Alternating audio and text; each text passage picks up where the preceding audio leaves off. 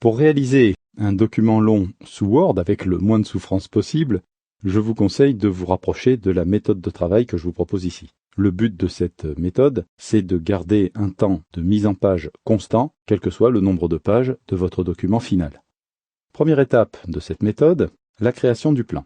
De quoi s'agit-il exactement? Eh bien, il s'agit, dans un mode de travail particulier à Word, qui s'appelle le mode affichage plan, de saisir les titres des chapitres constituant l'ossature de votre futur document.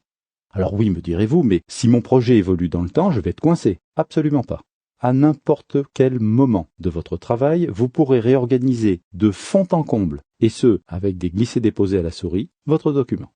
Le chapitre 8 n'est pas à sa place. Un simple glisser-déposer, vous pourrez l'amener sous le chapitre 2, même si ce chapitre contient déjà des dizaines de pages. Une fois les titres des chapitres saisis, vous devez organiser ces chapitres les uns par rapport aux autres à l'aide de niveaux hiérarchiques. Vous allez attribuer un niveau hiérarchique à chaque chapitre. Ce niveau hiérarchique, bien évidemment, est évolutif. Vous pourrez, dans le temps, et ce à n'importe quel moment, remonter ou descendre tel ou tel chapitre d'un niveau ou de plusieurs.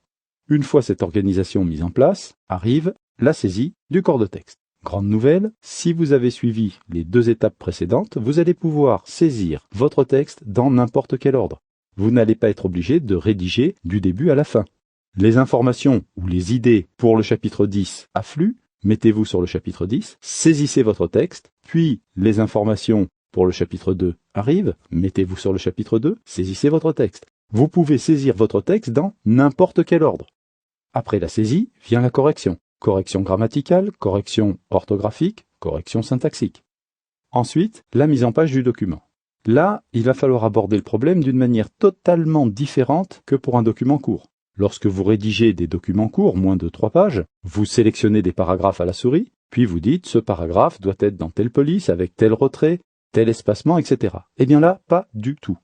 Nous allons faire une mise en page du document à l'aide de styles.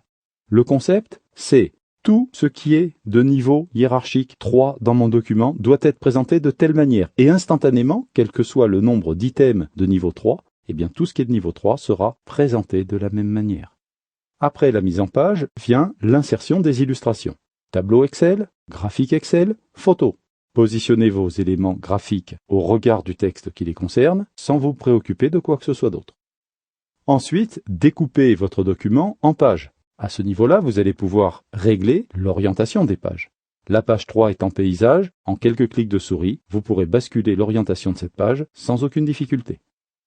L'avant-dernière manipulation consiste à faire générer automatiquement par Word la table des matières de votre document. Votre table des matières est en place. Vous voulez changer l'ossature de votre document? Aucun problème.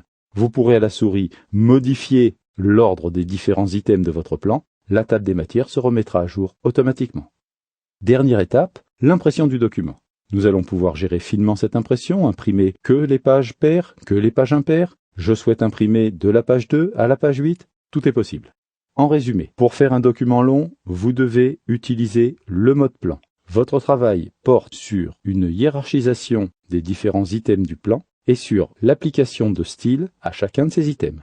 Nous avons vu dans ce tutoriel comment réaliser un document long.